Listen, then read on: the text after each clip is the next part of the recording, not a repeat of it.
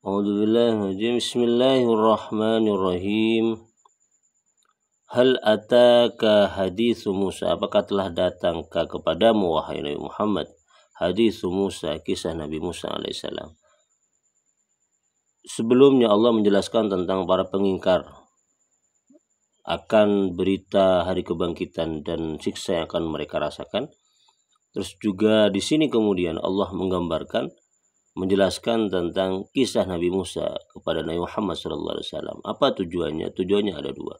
Pertama, untuk mengancam atau untuk menegaskan siksa kepada orang-orang yang ingkar kepada Nabi dan juga hari kebangkitan, sebagaimana ketegasan Allah terhadap siksa yang sudah menimpa kepada musuh Nabi Musa, yaitu Fir'aun, yang oleh Allah disiksa karena mengingkari risalah Nabi Musa alaihissalam dan juga mengingkari adanya Allah Subhanahu wa taala. Yang kedua, tujuannya kisah Nabi Musa disampaikan kepada Nabi Muhammad SAW sebagai bentuk penghiburan, sebagai bentuk hiburan tasliyah, bahwasanya tidak hanya Nabi Muhammad SAW yang ditentang oleh para pengingkarnya, tapi juga nabi-nabi sebelum Nabi Muhammad juga ditentang oleh orang-orang kafir, yang justru mungkin status penentangnya nabi sebelum Nabi Muhammad bukan hanya tokoh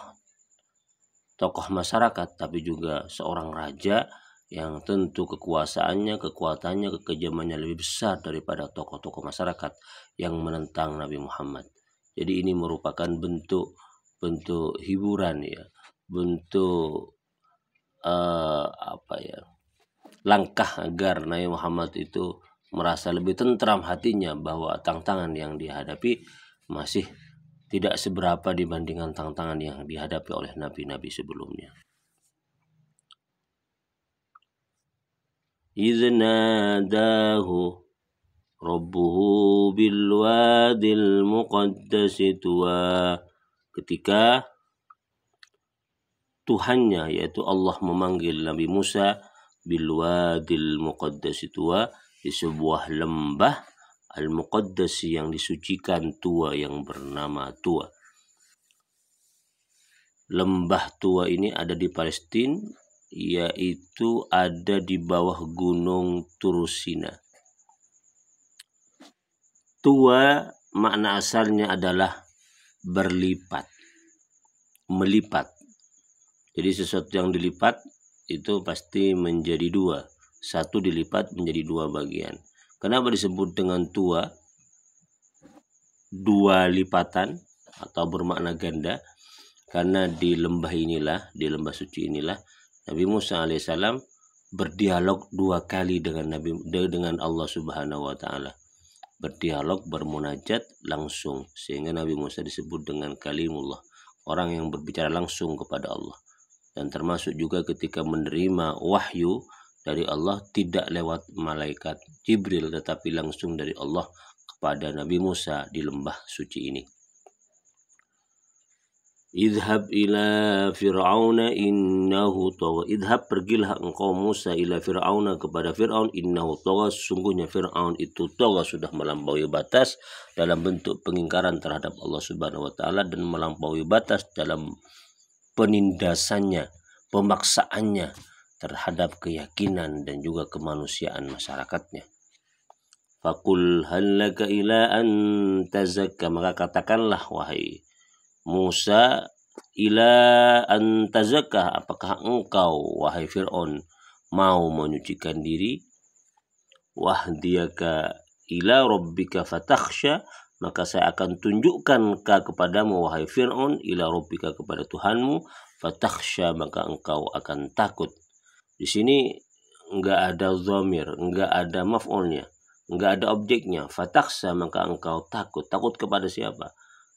Kata pakar-pakar Al-Quran, ketika ada lafaz takut dan itu tidak memiliki objek, maka jelas itu hanya merujuk kepada Allah Subhanahu wa taala. Jadi engkau takut kepada Allah Subhanahu wa taala. Yang kedua, maknanya adalah setiap ketakutan, setiap rasa kita powerless itu hanya ditujukan kepada Allah Subhanahu wa taala. Tidak boleh kita takut kepada selain Allah Subhanahu wa taala, kita hanya wajib takut kepada Allah Subhanahu wa taala. Fa'arahul ayatal kubra, maka memperlihatkan Nabi Musa kepada Fir'aun al-ayatal kubra, bukti yang sangat luar biasa, yang sangat besar, yaitu mukjizat. Mukjizatnya salah satu yang ditampilkan Musa di depan Fir'aun waktu itu adalah melemparkan tongkat yang biasa ia gunakan, dan tongkat itu kemudian menjadi ular.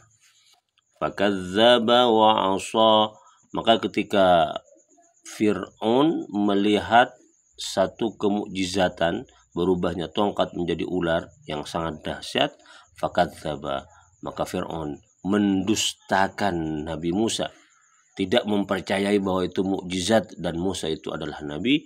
Wa 'asa, dan kemudian dia Fir'aun ingkar, melakukan maksiat kepada Allah Subhanahu wa taala.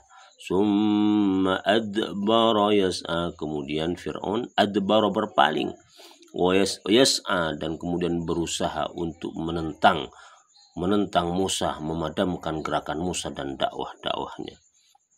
Apa yang dia lakukan untuk menentang Musa? Fahasyara fanada, maka Fir'aun mengumpulkan seluruh prajuritnya, mengumpulkan seluruh tukang sihirnya, mengumpulkan seluruh pembesarnya. Fanada, maka ia kemudian berteriak, kemudian dia memanggil mereka. Faqala ana rabbukumul a'la, maka dia kemudian berkata, saya adalah Tuhan, adalah pelindung, adalah perawat, adalah pendidik kalian, al-a'la, yang paling tinggi. Jadi Fir'aun mengaku merupakan pelindung yang paling tinggi,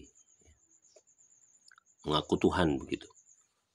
Atas perbuatan Fir'aun yang ingkar tersebut, maka fa'akhadahullahu nakalal akhirati wal ula, fa'akhadha, maka Allah menyiksa kepada Fir'aun, Allah nakalal akhirati, siksaan yang terakhir, yaitu siksaan di akhirat, memberikan siksa di akhirat, wal ula, dan di dunia.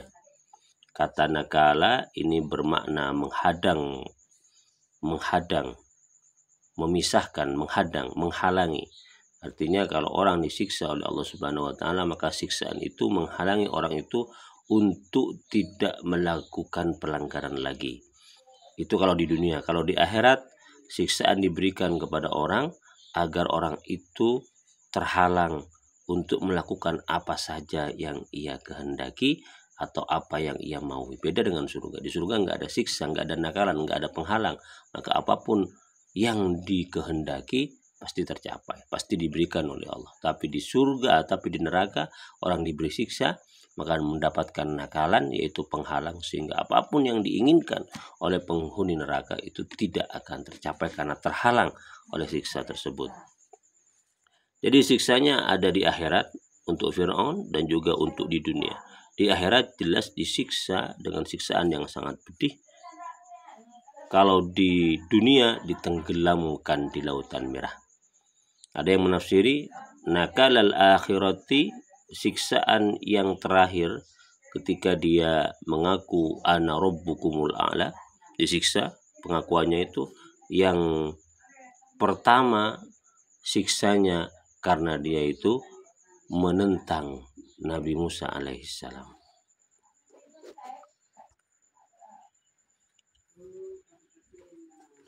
Inna fi dzalika la'ibratan liman yakhsha. Itu semua siksaan yang Allah berikan kepada Fir'aun yang menentang. La'ibratan adalah satu ibrah, pelajaran berharga, liman yakhsha, bagi orang yang takut. Takut kepada siapa? Takut kepada Allah.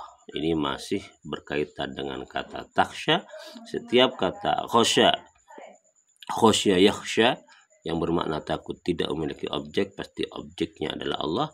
Yang kedua, setiap rasa takut itu hanya ditujukan kepada Allah, tidak kepada lainnya. Dan orang-orang yang takut kepada Allah itulah yang hanya bisa mengambil pelajaran dari kisah Fir'aun dan Nabi Musa ini. Demikian, semoga bermanfaat.